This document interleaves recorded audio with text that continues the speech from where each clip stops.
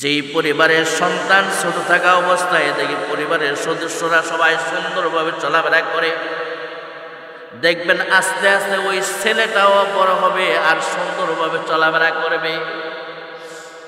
অনেক সময় দেখা যায় ছোট এক বাচ্চা কথা বলতে পারে, মানুষ দেখলেই সালাম দেয়, আসসালামু আলাইকুম ওয়া রাহমাতুল্লাহ। কারণ কি? কারণ হলো তার পরিবারের সদস্যরা একজন আরেকজনকে সালাম বিনিময় করে এবং ওই সন্তানকে দেখায়াও অন্যজনকে সালাম দেয়।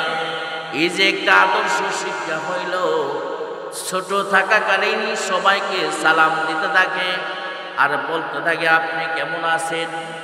উল্টা যদি জিজ্ঞেস করা হয় তুমি কেমন আছো, তখন বলে আলহামদুলিল্লাহ। এই আদর্শ শিক্ষা দেওয়া লাগবে সন্তানদেরকে। সর্বপ্রথম যে শিক্ষাটা আল্লাহ তাআলার কালাম শিক্ষা দিতে হবে, কোরআনুল কারীম। এই পৃথিবীর মধ্যে সবচাইতে সহজ শিক্ষা হলো আল্লাহ তাআলার কালাম। কোরআনের শিক্ষা হলো সবচাইতে সহজ শিক্ষা, একবারে সহজ। হযরত সালমান ফারসি রাদিয়াল্লাহু তাআলা 200 বছরের উপরে বয়স হয়ে গেছে, ওই সময় মুসলমান হয়েছে। মুসলমান হওয়ার পরে কোরআনুল কারীমের হাফেজ হয়েছে। তাহলে কি এখানে কি 200 বছরের উপরে লোক আছে নাকি? তার বোঝা গেল আল্লাহর কোরআন সবচাইতে সহজ, যে কোনো মানুষ চেষ্টা করলে সহজে শিখতে পারে। সন্তানদেরকে আদর্শ শিক্ষা দেওয়া, ধর্মীয় শিক্ষায় শিক্ষিত করা, আল্লাহর কোরআন তেলাওয়াত শিক্ষা দেওয়া, 7 বছর বয়সে নামাজের শিক্ষা দেওয়া, নামাজ পড়ার জন্য বলা। আল্লাহর হাবিব সাল্লাল্লাহু আলাইহি ওয়াসাল্লাম বলেন, যখন তার বয়স 10 বছর হয়ে যায়, একজনকে আরেকজনের বিছানা থেকে আলাদা শোয়া। হুজুর, একজনকে আরেকজনের বিছানা থেকে আলাদা করে বিছানা দেওয়ার মতো ক্ষমতা আমার নাই, তবে একজনের বালিশ থেকে আরেকজনের বালিশটা একটু দূরত্ব বজায় দেওয়া। শীতের দিনে এক কম্বলে না শোয়াইয়া আলাদা আলাদা কম্বলের মধ্যে শোয়া দেওয়া। হুজুর, এইটা তৌফিক হয় না, পারা যায় না। শেষ রাতে উঠা তাহাজ্জুদ নামাজ পড়া আল্লাহর দরবারে চান, আল্লাহ পাক রব্বুল আলামিন আপনাকে চলার মতো তৌফিক দিয়া দিবেন। ওয়াসসালামু আলা রাসূলিল কারীম ওয়া নাহনু আলা যালিকা মিনাশ শাহিদিন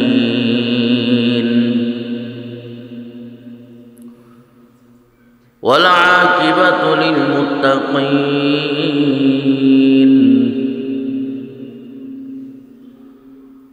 أرسله بالحق بشيرا ونذيرا وداعيا إلى الله بإذنه وسراجا منيرا. أما بعد فقد قال الله تعالى في كلامه المجيد: أعوذ بالله من الشيطان الرجيم. بسم الله الرحمن الرحيم.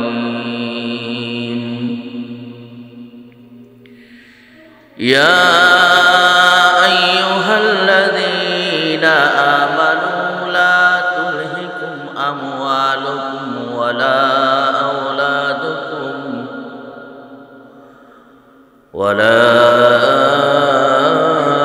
أولادكم عن ذكر الله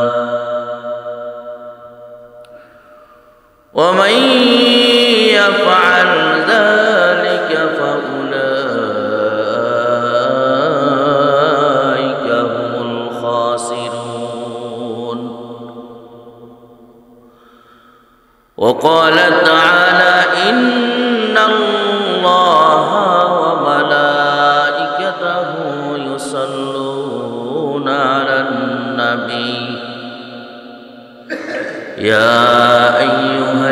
الذين آمنوا صلوا عليه وسلموا تسليما اللهم صل على سيدنا مولانا وعلى آل سيدنا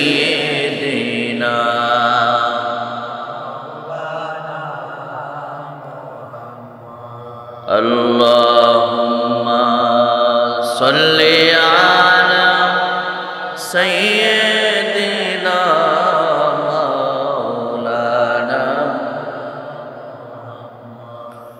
وعلى آل سيدنا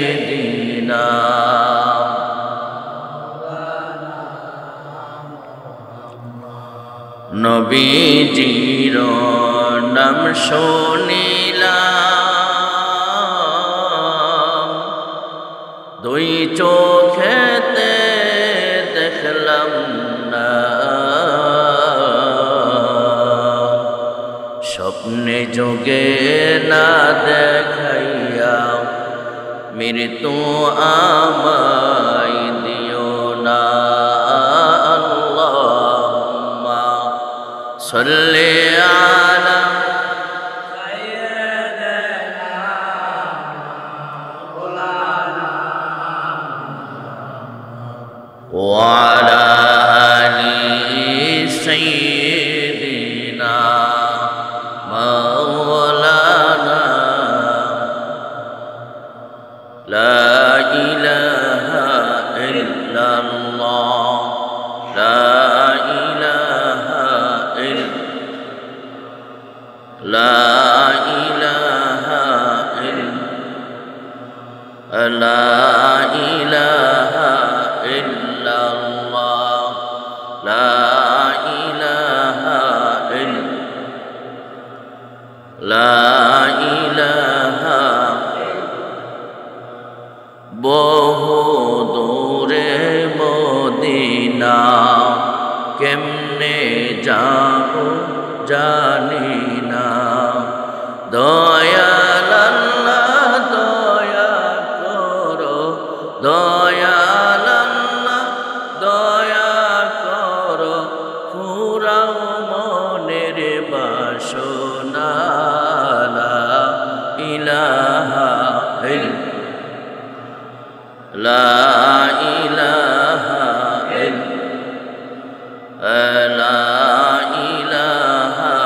ইল্লাল্লাহ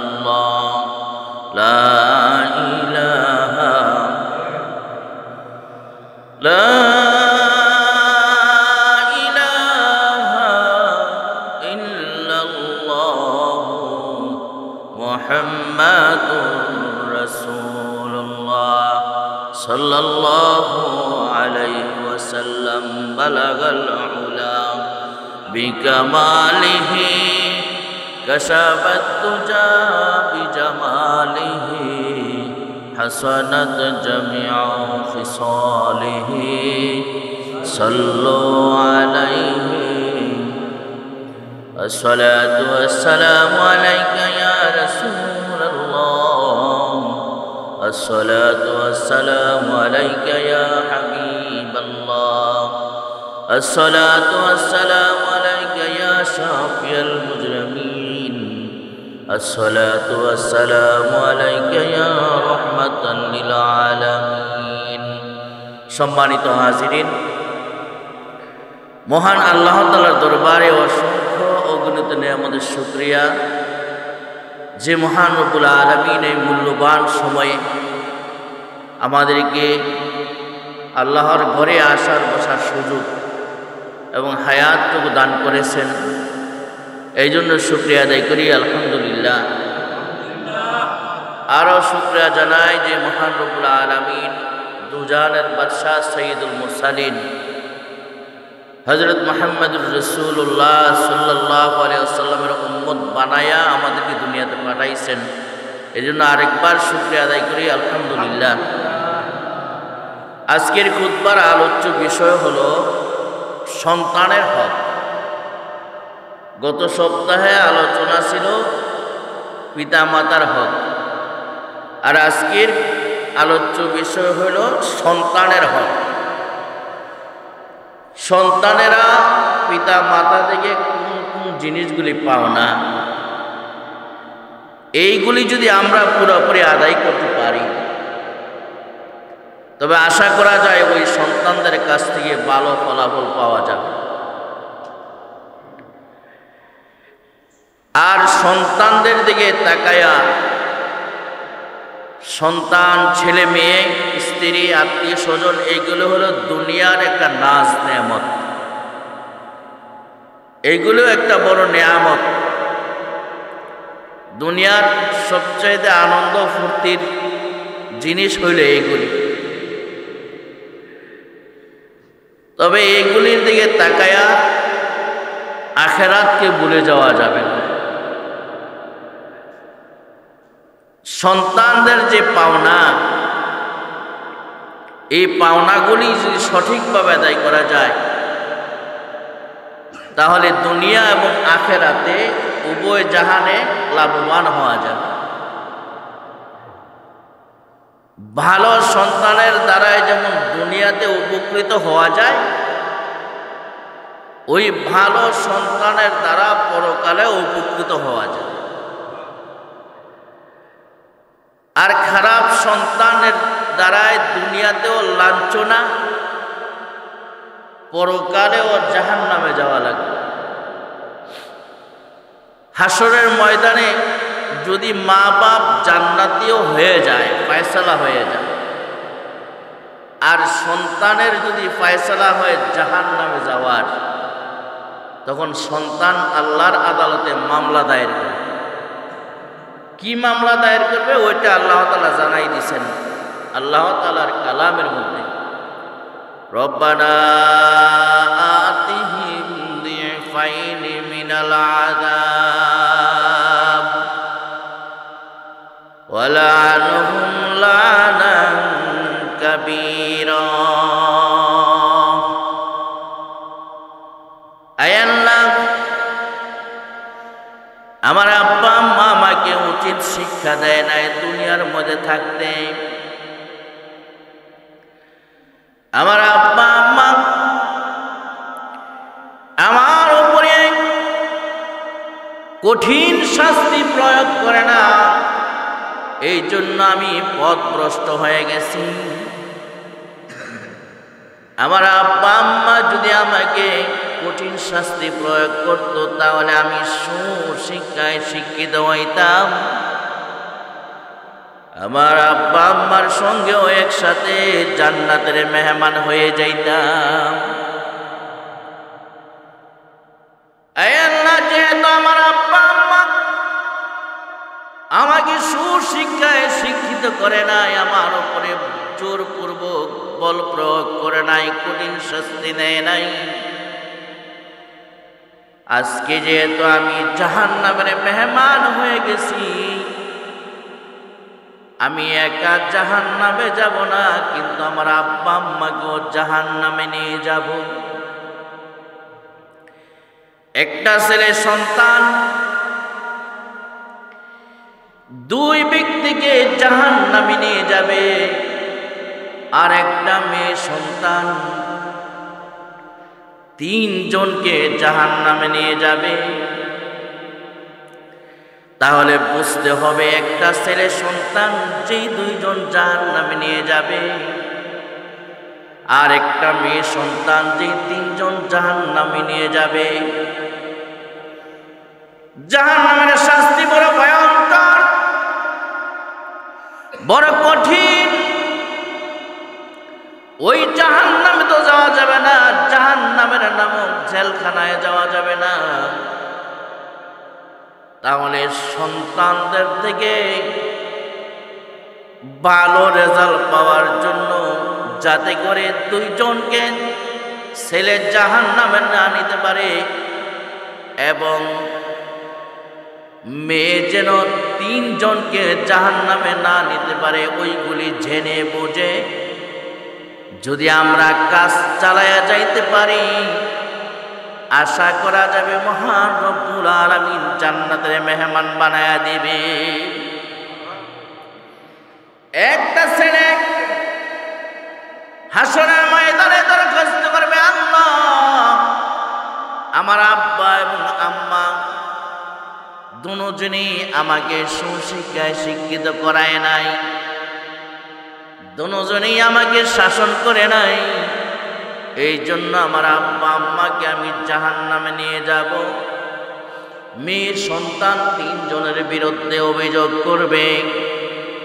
1 নম্বরে অভিযোগ করবে আব্বা আম্মার বিরুদ্ধে, 2 নম্বরের অভিযোগ করবে বড় ভাই থাকলে বড় ভাইয়ের বিরুদ্ধে, 3 নম্বরের অভিযোগ যেটা হবে ওইটা হলো তার স্বামীর বিরুদ্ধে অভিযোগ করবে।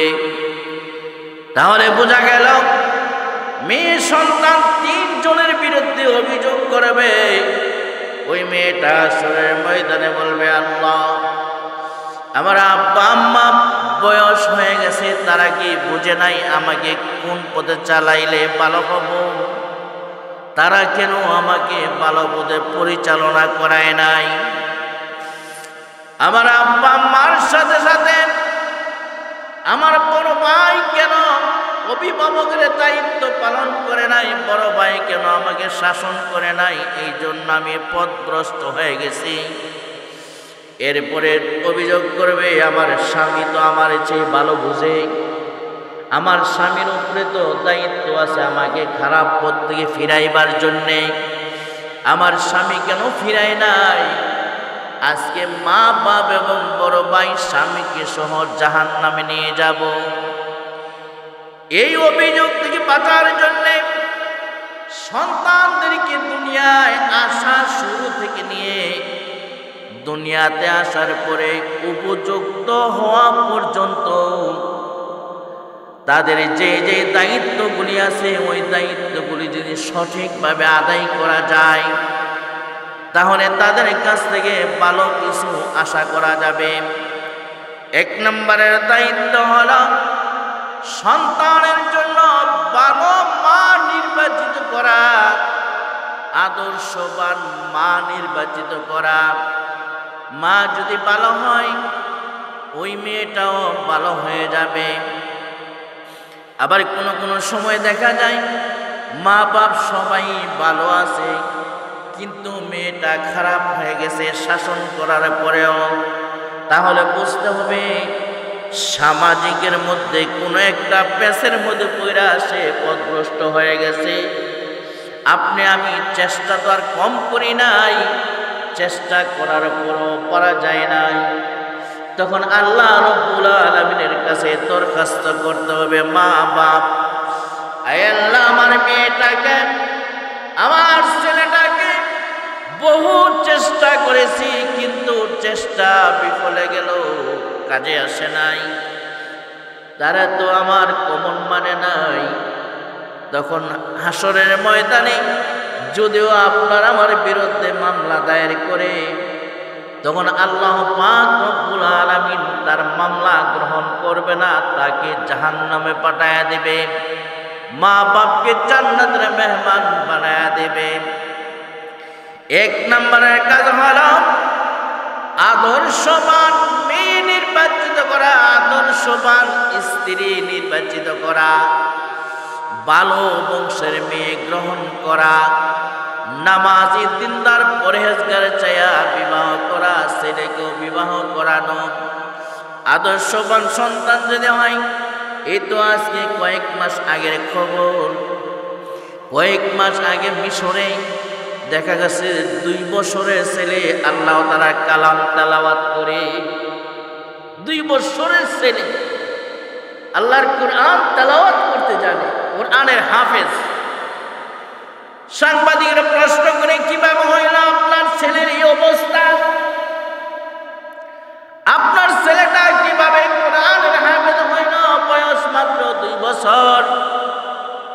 মহিলাটা জবাব দেয়, আমার ছেলে যখন আমার গর্ভে আসছে আমি হইলাম কোরআনের হাফেজা, আল্লাহর কালাম মুখস্থ করেছি, আমি কোরআনের হাফেজা। আমার সন্তান গর্ভে আসার পরে প্রতিনিয়ত আমি মুখস্থ আল্লাহর কোরআন তেলাওয়াত করতাম, বেশি বেশি করে আল্লাহর কোরআন তেলাওয়াত করতাম। আমার সন্তান দুনিয়াতে আসার পরেও আল্লাহ তাআলার কালাম তেলাওয়াত করা সারি নাই। আমার সন্তানকে যখন আমি দুধ খাওয়াইতাম, ওই সময়ও আমি আমার সন্তানকে দুধ খাওয়ানো অবস্থায় আমি আমার সন্তানকে কোরআন তেলাওয়াত শোনাইয়াছি। আমার সন্তানকে কোরআন তেলাওয়াত শুনিয়েছি। কোনদিন ওযু ছাড়া আমার সন্তানকে আমি দুধ খাওয়াই নাই। কোনদিন ওযু ছাড়া আমার সন্তানকে কোলে নেই নাই। যার কারণে আমার সন্তানকে আল্লাহ পাক রব্বুল আলামিন কুদরতি ভাবে হাফেজ বানায়া দিয়েছে। তাহলে বুঝতে হবে সন্তান গর্ভে আসার পরে মা পাক পবিত্র অবস্থায় থাকতে হয়, মা কৌশিবের মধ্যে চলতে হয়, কোরআন তেলাওয়াত করতে হয়। যদি মা সন্তানকে গর্ভে নিয়ে কোরআন তেলাওয়াত করে, জিকির আজকার করে, আমার আপনার রাসূল সাল্লাল্লাহু আলাইহি ওয়াসাল্লামের উপরে বেশি বেশি দরুদ পড়ে, পাক পবিত্র অবস্থায় থাকে, নামাজ পড়ে নিয়মিতভাবে, গর্ভের মধ্যে যেই সন্তান হবে ওই সন্তানটা নেককার পরহেজগার হবে। দুনিয়াতে আসার পরে সন্তানের হক আছে। আসুন এবার হাদিসের দিকে তাকাই। আমার আপনার নবী সাল্লাল্লাহু আলাইহি ওয়াসাল্লামের মেয়েদের মধ্যে একজনের নাম ছিল ফাতেমা রাদিয়াল্লাহু তাআলা আনহা। মেয়েদের মধ্যে সবার ছোট ছিল হযরত ফাতেমা রাদিয়াল্লাহু তাআলা আনহাকে বিয়ে দিয়েছেন হযরত আলী রাদিয়াল্লাহু তাআলা আনহুর নিকটে। হযরত আলী রাদিয়াল্লাহু তাআলা আনহুর নিকটে বিয়ে দিয়েছেন। এখানে লম্বা ঘটনা আছে, ওই দিকে যাব না। বিয়ের 1 বছরের মধ্যে 1 বছর পরেই দেখা গেল প্রথম সন্তান দুনিয়ার মধ্যে আগমন করেছে। দুনিয়ার মধ্যে আগমন করার সাথে সাথে আমার আপনার নবী দুজান হযরত মুহাম্মদুর রাসূলুল্লাহ সাল্লাল্লাহু আলাইহি ওয়াসাল্লামের দরবারে পাঠায়া দিয়েছে। হযরত আলী রাদিয়াল্লাহু তাআলা আনহু কাছেই ছিল। সন্তান দুনিয়াতে আসার পরে হযরত ফাতেমা রাদিয়াল্লাহু তাআলা আনহা ডাক দিলেন, স্বামী আমার, নেন আপনার সন্তান, আপনার সন্তানকে আমার আব্বা হুজুরের কাছে নিয়ে যান। আপনার সন্তানকে দুজাহানের বাদশার কাছে নিয়ে যান। হুজুর সাল্লাল্লাহু আলাইহি ওয়াসাল্লামের কাছে নিয়ে আসলে হুজুর আলাইহিস সালাতু ওয়াস সালাম কোলের মধ্যে উঠায়া হাসিয়া দিলেন, মুস্কি হাসলেন। মুস্কি আসার পরে চেহারার মধ্যে চুমু খাইল। চুমু খাওয়ার পরে আমার আপনার নবী সাল্লাল্লাহু আলাইহি ওয়াসাল্লাম হযরত আলীর কোলের মধ্যে নিয়ে দিলেন এবং হুজুর আলাইহিস সালাতু ওয়াস সালাম নিজের মুখ মুবারক থেকে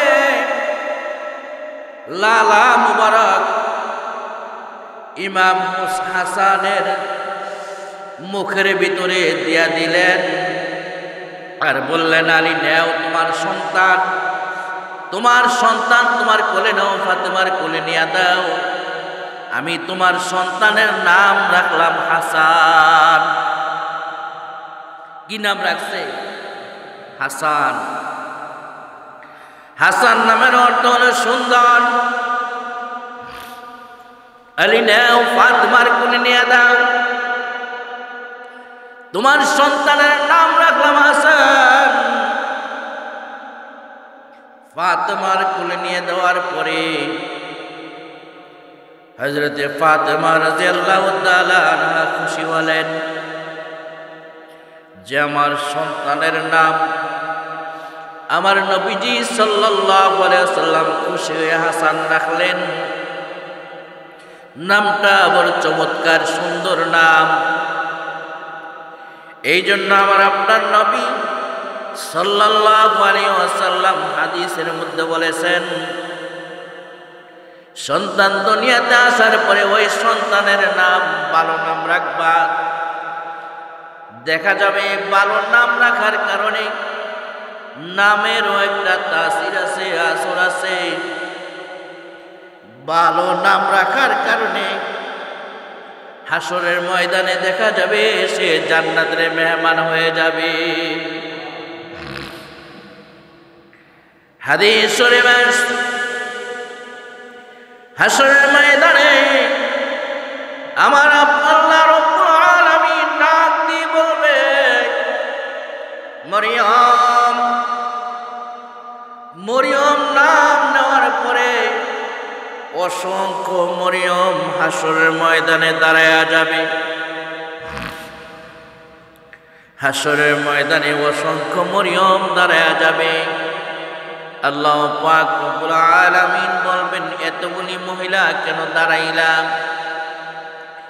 আমি তো এত মরিয়ম দাঁড়াইতে বলি না, আমি তো ঈসা আলাইহিস সালাতু ওয়াস সালামের মা মরিয়মকে দাঁড়াইতে বলেছি। সব মরিয়ম একই জবাব দিবে, আল্লাহ আপনি তো বলেন নাই, উল্লেখ করেন নাই যে ঈসার মা মরিয়ম দ্বারা, আপনি তো শুধু মরিয়ম নাম বলেছেন। বড় আশা করে আমরা সবাই দাঁড়ায় গেছি। আল্লাহ তাআলা বলবেন, আমি তো ঈসার মা মরিয়মকে জান্নাতে দিয়া দিব, জান্নাতের মেহমান বানায়া দিব। সব মরিয়মরা বলবে, আল্লাহ আশা করে দাঁড়াইছি। আল্লাহ তাআলা বলবেন যে যাও, যেহেতু আশা করে দাঁড়াইছ, আমি আল্লাহ সমস্ত মরিয়মকে মাফ করে জান্নাতে দিয়া দিলাম। নাম যদি ভালো হয়, নামের সঙ্গে দেখা যাবে হাসরের ময়দানে আল্লাহ তাআলা নামের দ্বারাই ওসিলা করে মাফ করে জান্নাতের মেহমান বানায়া দিবেন। বলতেছিলাম হযরতে ফাতেমা রাদিয়াল্লাহু তাআলা আনহার ছেলে হাসান এবং হুজুর আলাইহিস সালাতু ওয়াস সালাম বললেন, আলী রে, হাসানের জন্য 7 দিনের দিনে আকিকা দিয়ে দিবা। যদি আকিকা দিয়ে দেওয়া হয়, তোমার এই সন্তানটা আল্লাহ পাক রব্বুল আলামিন জিম্মাদার হয়ে যাবে। আল্লাহ পাক রব্বুল আলামিন কঠিন কঠিন মুসিবত থেকে বাঁচায়া রাখবেন। 7 দিনের দিন আকিকা দেওয়া, ওয়ানি 7 দিনের দিন হাসানের মাথার চুলগুলি মুন্ডন করে, চুলগুলি ওজন দিয়া এর সমপরিমাণ রূপা আল্লাহর রাস্তায় সদকা করে দিবা, গরিব অসহায়দেরকে দিয়া দিবা। তাই করা হলো। পরের বছর আবার আরেকটি পুত্র সন্তান দুনিয়ার মধ্যে আগমন করলো। আগমন করার পরে ফাতেমা ডাক দিয়ে বলে, স্বামী আমার, এবার ওই সন্তানটা দুজাহানের বাদশাহ নবী মুহাম্মদুর রাসূলুল্লাহ সাল্লাল্লাহু আলাইহি ওয়াসাল্লামের দরবারে নিয়ে যান। নিয়ে যাওয়ার পরে হুজুর আলাইহিস সালাতু ওয়াস সালাম খুশি হইলেন। হাইরে আমার কলিজার টুকরা, ফাতেমার 2টা সন্তান হয়েছে, আরেকটা পুত্র সন্তান হয়েছে। তাকায় দেখে হাসান যেমন সুন্দর, এই সন্তানটাও সুন্দরে দেখা যায়। চেহারার মধ্যে একটু মিল আছে, সৌন্দর্যতার মধ্যে মিল আছে। হুজুর আলাইহিস সালাতু ওয়াস সালাম খুশি হয়ে মুখের লালা মুবারক ওই ইমাম হুসাইনের মুখের মধ্যে লাগায়া দিলেন আর বললেন, আলী নেও নেও, তোমার ওই সন্তানের নাম রাখলাম হাসান, আর তোমার এই সন্তানের নাম রেখে দিলাম হুসাইন। হাসান হুসাইন দুনো ভাইয়ের নাম আমার আপনার নবী সাল্লাল্লাহু আলাইহি ওয়াসাল্লাম রেখে দিলেন। আরেকটা কাজ করেছেন হুজুর সাল্লাল্লাহু আলাইহি ওয়াসাল্লাম দোনো ভাইয়ের ডান কানের মধ্যে আযান দিয়েছেন আর বাম কানের মধ্যে ইকামত শোনাইছেন। সন্তান দুনিয়ার মধ্যে আসার পরে ডান কানে আযান দেওয়া, বাম কানের মধ্যে ইকামত শোনায়া দেওয়া আর ভালো নাম রাখা। সপ্তম দিনে তার চুলকে মাথা থেকে ছাড়ায়া ওই চুল ওজন দেয়া রূপা, চুলের ওজন পরিমাণ রূপা আল্লাহর রাস্তায় সদকা করে দেওয়া, গরিব মিসকিনদেরকে দিয়া দেওয়া। আর আকিকা দেওয়া, ছেলে হইলে 2টা, মেয়ে হইলে 1টা। ছাগল জবাই করে ওই গোশতগুলি মা বাবাও খাইতে পারবে, সম্মানী লোকদেরকেও খাওয়াবে এবং ওই আকিকার গোশতগুলো এতিম অসহায়দেরকেও খাওয়াবে। তাহলে বোঝা গেল সন্তানের নাম ভালো রাখলে ফায়দা হাসিল করা যাবে। ইমাম হাসান হুসাইন রাদিয়াল্লাহু তাআলা আনহুমা দুজনই আদর্শবান ছিলেন। হুজুর আলাইহিস সালাতু ওয়াস সালাম বললেন, শোনো ও সাহাবীরা, আমার উম্মতরা শোনো, সন্তানের বয়স যখন 7 বছর হয় ওই সন্তানকে নামাজ শিক্ষা দেবে। আর ওই সন্তান যখন কথাবার্তা বলতে শুরু করে প্রথমেই তাকে তালকিন দেবে, লা ইলাহা ইল্লাল্লাহু মুহাম্মাদুর রাসূলুল্লাহ সাল্লাল্লাহু আলাইহি ওয়াসাল্লাম। কালিমা শিক্ষা দেবে, ভালো ভালো কথা শিক্ষা দেবে, আল্লাহর কালাম তেলাওয়াত করে শোনাবে। কমপক্ষে 5টা কালিমা তার সামনে তেলাওয়াত করবে আর ওই সন্তানদের সামনে ভালো ভালো কথা বলবে। মা বাবা আপনজন যারা থাকে পরিবারের মধ্যে সবাই সন্তানের সঙ্গে সত্য সত্য কথা বলবে, কোনো সময় মিথ্যা কথা বলবে না। এখন তো অনেক জায়গায় দেখা যায় মিথ্যা কথা বলে, ওই অমুক খাইয়ে তুমি কুকুরাই বিড়ালাই, হ্যাঁ এমন বলে না। এগুলি বলা নিষেধ, এগুলি বলা কি নিষেধ, এগুলি বলা যাবে না, এগুলি মিথ্যা কথা। যদি সন্তান ঘুমায় বেশি কান্না করে, সন্তান যদি বেশি কান্না করে, মা ওযু বানাইয়া 2 রাকাত নামাজ পড়ে কয়েকবার দুরূদ শরীফ আস্তাগফির পড়িয়া সংক্ষেপে মুনাজাত করে সন্তানকে বিসমিল্লাহির রহমানির রহিম বলে কোলে নেবে। কোলে নেওয়ার পরে আল্লাহর কালাম তেলাওয়াত করবে অথবা আমার আপনার নবী সাল্লাল্লাহু আলাইহি ওয়াসাল্লামের উপরে দুরূদ শরীফ পড়তে থাকবে। দেখা যাবে অল্প সময়ের মধ্যে ওই সন্তানটার কান্না বন্ধ হয়ে গেছে। আজ থেকে 1500 বছর আগ থেকে এখনো পর্যন্ত মদিনাতুল মুনাওয়ারায় ছোট বাচ্চারা যদি কান্না করে, এখনো পর্যন্ত আমার আপনার নবীর উপরে দরুদ পড়ার কারণে সন্তানের কান্না বন্ধ হয়ে যায়। এখনো যারা মদিনায় যাবেন যাইয়া জিজ্ঞাসা করলে পাইবেন আসল তথ্যটা। আমার এক ওস্তাদ মদিনাতুল মুনাওয়ারায় ছিলেন দীর্ঘদিন। মদিনাতুল মুনাওয়ারায় আমার আপনার নবী সাল্লাল্লাহু আলাইহি ওয়াসাল্লামের রওজার পাশেই যে লাইব্রেরি আছে ওই লাইব্রেরিতে ছিলেন কয়েক বছর। হুজুর বললেন, মদিনার সন্তানেরা যখন কান্না করে, কান্না করার সাথে সাথে যখন দুরূদ শরীফ পড়ে আমার আপনার নবীর উপরে দুরূদ শরীফ পড়তে দেরি, ওই সন্তান কান্না বন্ধ করতে দেরি করে না। দুরূদ শরীফ পড়লে কান্না বন্ধ হয়ে যায়। এই জন্য দুরূদ শরীফ সুন্দরভাবে পড়তে হবে, বেশি বেশি পড়তে হবে। ওই সন্তানের সামনে মিথ্যা কথা বলা যাবে না, সত্য সত্য কথা বলবে এবং ভালো ভালো কথাবার্তা বলবে। গালির কথা বলা যাবে না। এমনও আছে গালি নাউজুবিল্লাহ, সন্তানের সামনে গালি দেওয়া যাবে না।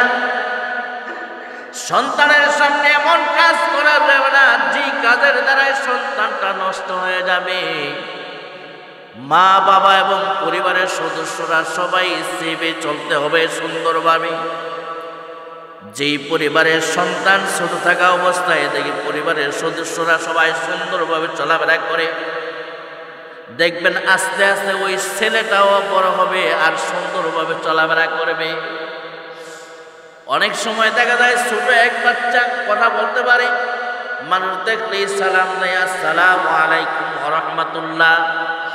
কারণ কি? কারণ হলো তার পরিবারের সদস্যরা একজন আরেকজনকে সালাম বিনিময় করে এবং ওই সন্তানকে দেখায়াও অন্যজনকে সালাম দেয়। এই যে একটা আদর্শ শিক্ষা হইল, ছোট থাকাকালীন সবাইকে সালাম দিতে থাকে আর বলতে থাকে আপনি কেমন আছেন। উল্টা যদি জিজ্ঞেস করা হয় তুমি কেমন আছো, তখন বলে আলহামদুলিল্লাহ।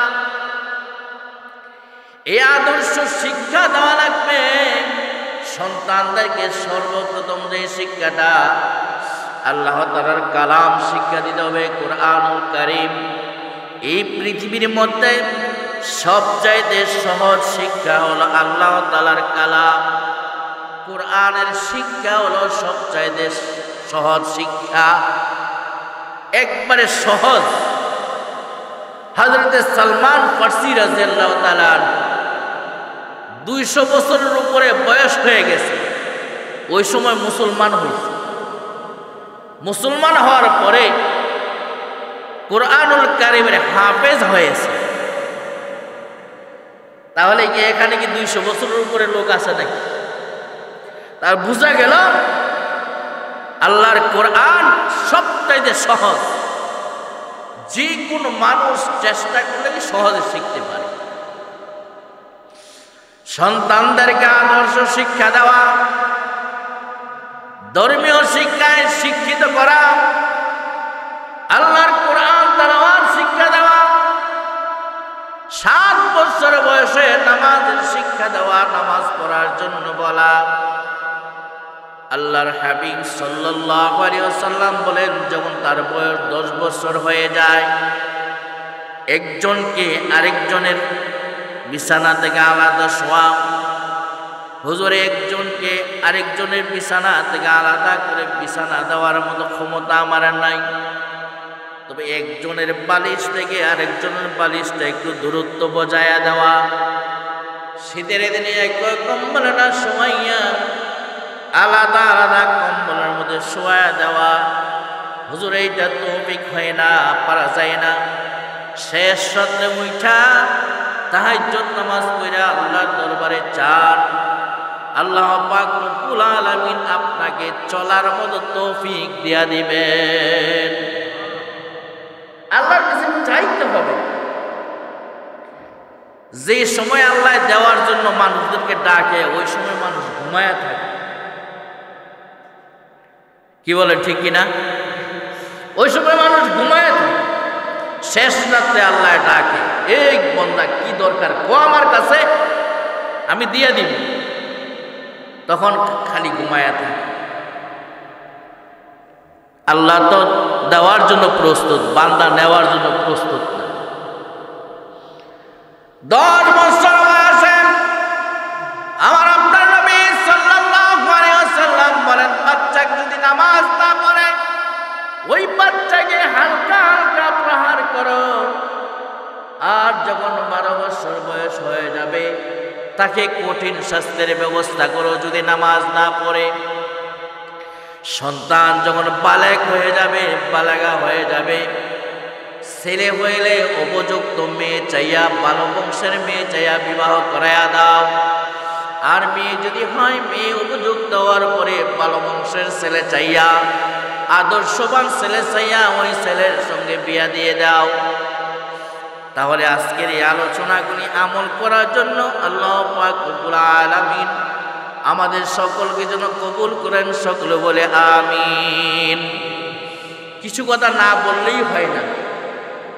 আমাদের এই বাংলাদেশ স্বাধীন দেশ, বর্তমানে এই স্বাধীন দেশেও মামলা হামলা, আলেমদের নামে মামলা দেয়। আলেমদের যদি ভুল হয় তাহলে আরেকজন আলেম এটা তাকে ঠিক করে দেয়। নাস্তিক বামরাম এরাই কেন মামলা দেয়?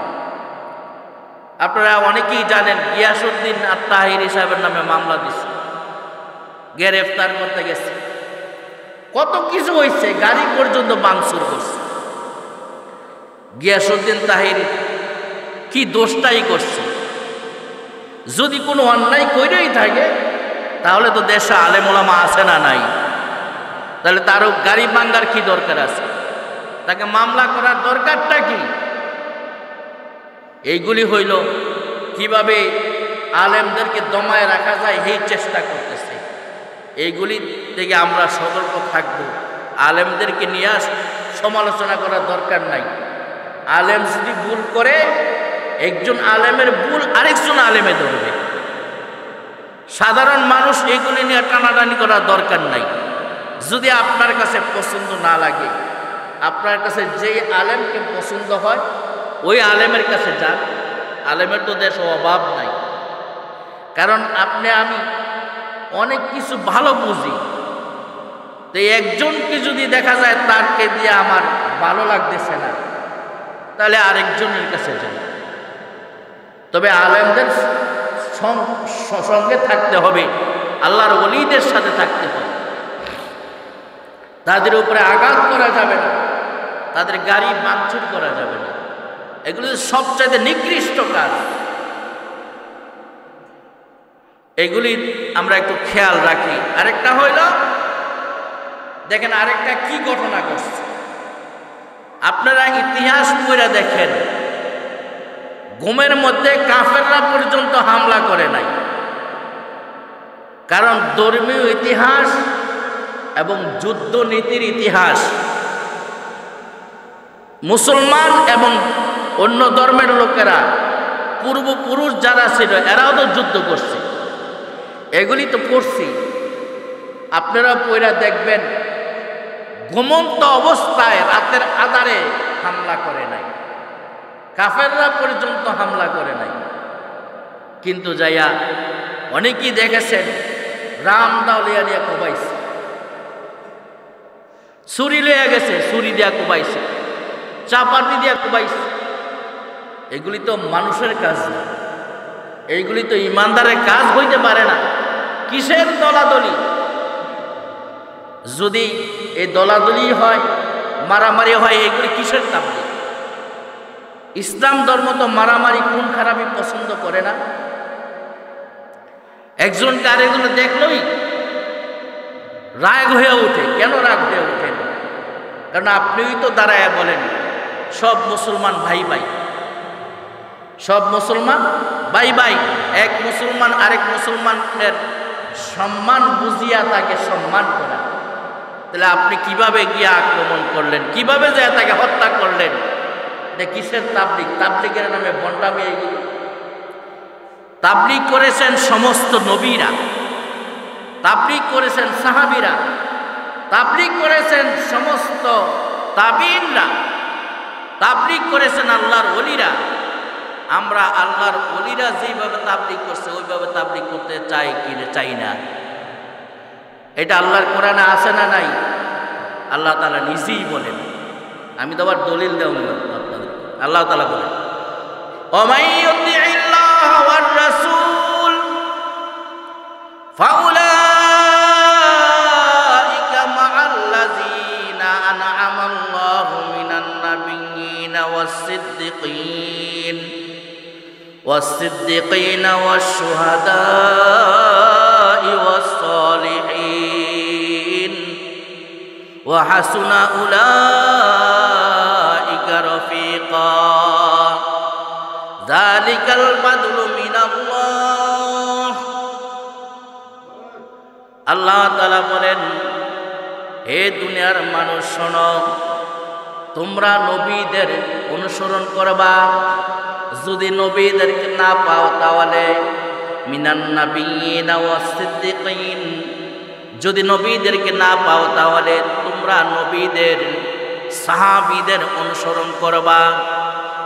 আর যদি সাহাবীদেরকেও না পাও তাহলে যারা ইসলামের পক্ষে যাইয়া কালিমাকে উঁচু রাখতে যাইয়া শহীদ হয়েছে কাফেরদের মোকাবেলায়, তাদের অনুসরণ করবা। আর যদি তাদেরকে না পাও ওয়াসসালিহিন, সালিহিনের ব্যাখ্যায় যাইয়া আমরা বাংলাদেশের মানুষ যেটা বুঝি পীর মাশায়েখদেরকে বুঝি, কি বলেন ঠিক কিনা?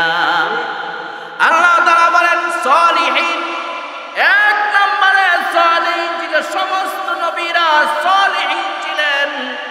আল্লাহ তাআলা অন্য আয়াতের মধ্যে বলেন কুনু মা'আস সাদিকিন, কুনু মা'আস সাদিকিন আই সালিহিন।